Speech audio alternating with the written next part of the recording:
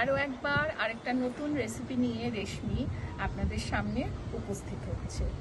যে রেসিপিটা আপনাদের দেখাতে চলেছি সেটা নাম হচ্ছে চিংড়ি মাছ দিয়ে পালং শাক বাটা, ভর্তাও বলতে পারেন, আমি পালং শাক বাটাই বলি। তো এখানে যা যা লাগবে খুব সিম্পল, কয়েকটা জিনিস দিয়ে রান্নাটা পুরো হবে।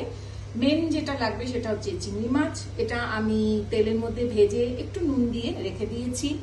পালং শাক, এটাও আমি সেদ্ধ করে রেখে দিয়েছি। সেদ্ধ করতে সবাই জানে, দেখানোর কোনো দরকার নেই।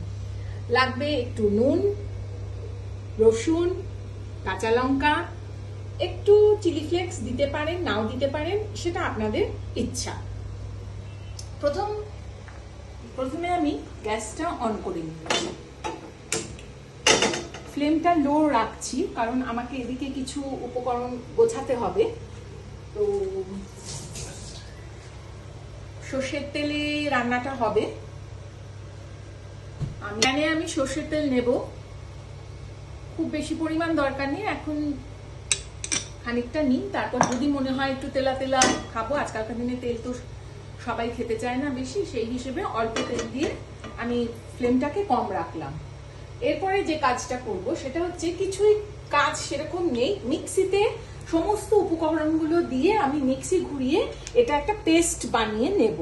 তো দেখুন, প্রথমে আমি চিংড়ি মাছগুলো দিয়ে দিচ্ছি।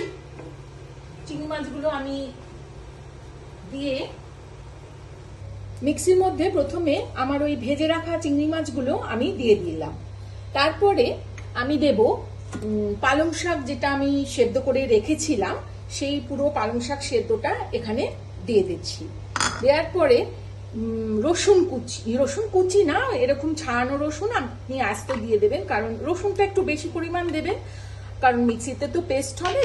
কাঁচা লঙ্কাটা আপনার ঝাল মতো দেবেন। আমি একটু ঝাল একটু এটা খেতে ভালোবাসি বলে আমি একটু ঝালটা দিচ্ছি। চিলি ফ্লেক্স দিয়ে দিচ্ছি। অবশ্যই আমি বলবো, ঝাল যারা কম খান তারা কাঁচা লঙ্কা কম দেবেন। নুনটা আন্দাজ মতো আমি একটা দিচ্ছি, যদি কম বেশি হয় পরে টেস্ট করে আপনারা নুনটা কম বেশি করবেন। মিক্সির মধ্যে ঢাললাম, সেটাকে মিক্সিটা চালিয়ে আমি ওটা একটা পেস্ট বানিয়ে নিচ্ছি। সেটা আমি পেস্টটা বানিয়ে আপনাদের দেখাচ্ছি যে গাঢ়ত্বটা কতটা হবে পেস্টের। এই যে আমি পেস্টটা বানিয়ে নিলাম মিক্সিতে, পেস্টের গাঢ়ত্বটা দেখুন এরকম টাইপের হবে। যদি মনে করেন একটু জল দেবেন তো দিতে পারেন, কারণ মিক্সি ঘোরানোর সময় আমাকে জল তো একটু দিতেই হবে, অত শুকনো জিনিস চট করে ঘুরতে চায় না। তারপরেও যদি মনে হয় জল দেবেন তো দিবেন, আর যদি না দেবেন তাহলে ভালো হয়। এই কারণে তাহলে বেশিক্ষণ কড়াতে এটাকে আপনাকে নেড়ে শুকোতে হবে না। এরপরে আমাকে যেটা করতে হবে সেটা হচ্ছে, প্যানে যে তেল দিয়েছি, তেলের মধ্যে আমি এই উপকরণটা সিম্পল ঢেলে দেব। গ্যাসটাকে আমি লো ফ্লেমে রেখে দিয়েছিলাম। তো এখন দেখছি প্যান আমার যথেষ্ট গরম হয়ে গেছে মিক্সচারটা দেওয়ার মতো। তো আমি মিক্সি থেকে সরাসরি প্যানে এটা ঢেলে দিচ্ছি। আপনারা দেখুন যে মিক্সচারটার গাঢ়ত্বটা কতটা, সেটা একটু খেয়াল রাখবেন। এইটা একটু বড় ব্যাপার, কনসিস্টেন্সিটা দেখার। যদি মনে করেন একটু জল দেবেন, যদি না মনে করেন জল দেবেন না, তাতে রান্নারই সুবিধা হবে। এবার আমি এটাকে নাড়তে থাকবো এবং তেলের সাথে মিশিয়ে নেব। কোনো ফোড়ন কিচ্ছু দেওয়ার দরকার নেই। নামানোর আগে যদি আপনারা মনে করেন ধনেপাতা একটু ছড়াবেন, আমি ধনেপাতা কিন্তু রাখিনি উপকরণের মধ্যে, এটা বলে রাখছি। ধনেপাতার গন্ধ যারা ভালোবাসে, খেতে ভালোবাসে, ওপর থেকে ধনেপাতা ছড়িয়ে দিতে পারেন, বা যখন আমি এটা মিক্সচারটা তৈরি করছিলাম তখন ধনেপাতা ওর মধ্যে একটু দিয়ে একসাথে এই মিক্সচারটা তৈরি করে নেবেন, পেস্টটা তৈরি করে নেবেন। এটাকে নাড়তে থাকবো যতক্ষণ না এর জল, যতটুকুনি জল আছে ততটুকুনি শুকিয়ে না যায়।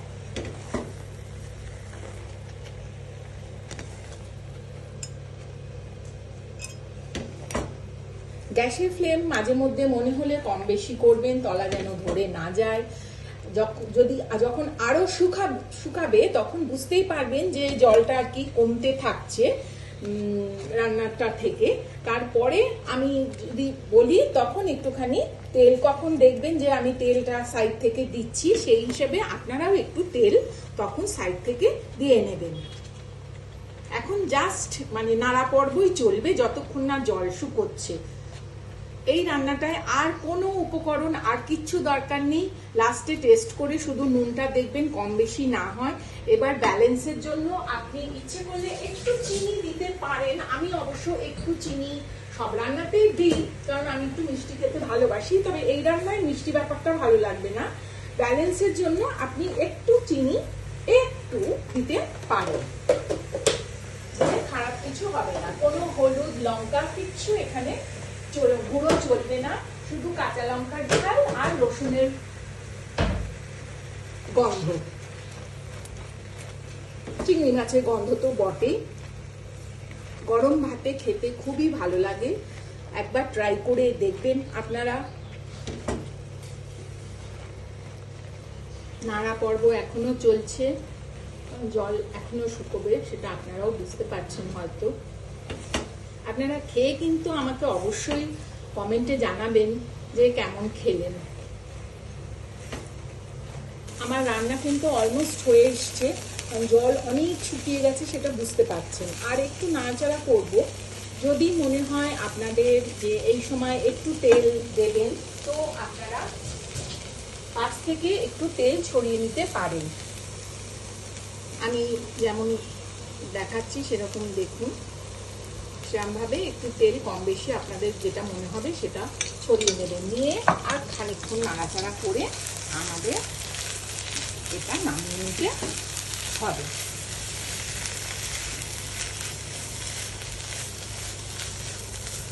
এইসব জিনিসগুলো একটু তেলা তেলা খেতে ভালো লাগে গরম ভাতের সাথে। খেয়ে অবশ্যই জানাবেন যে কেমন হলো রেসিপিটা। যদি বাজেও লাগে সেটাও আমাকে লিখে জানাবেন, তাহলে তো আমি বুঝতে পারবো যে আমি রান্না আপনাদের ঠিক দেখাচ্ছি কি দেখাচ্ছি না, আপনাদের সেটা ভালো লাগছে কি লাগছে না। ভালো লাগুক কি খারাপ লাগুক, যেটাই আমি করে দেখবো, তবে না আমি নিজেও একটু ইন্সপায়ার্ড হতে পারবো।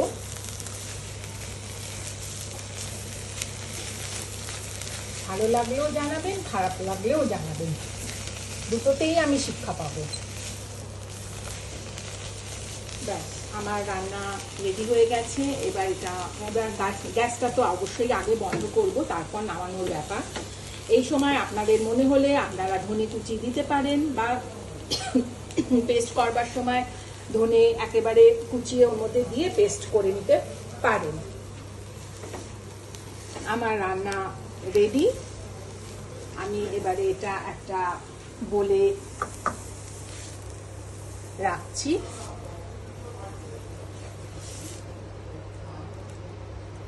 দু একটা রসুন যদি বা আস্ত থাকে খুব অসুবিধে নেই,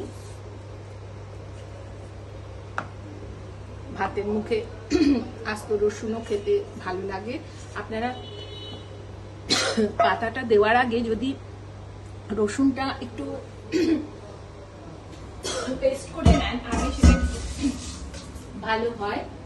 এই হলো আমার চিংড়ি মাছ বাটা দিয়ে পালং শাক বাটা।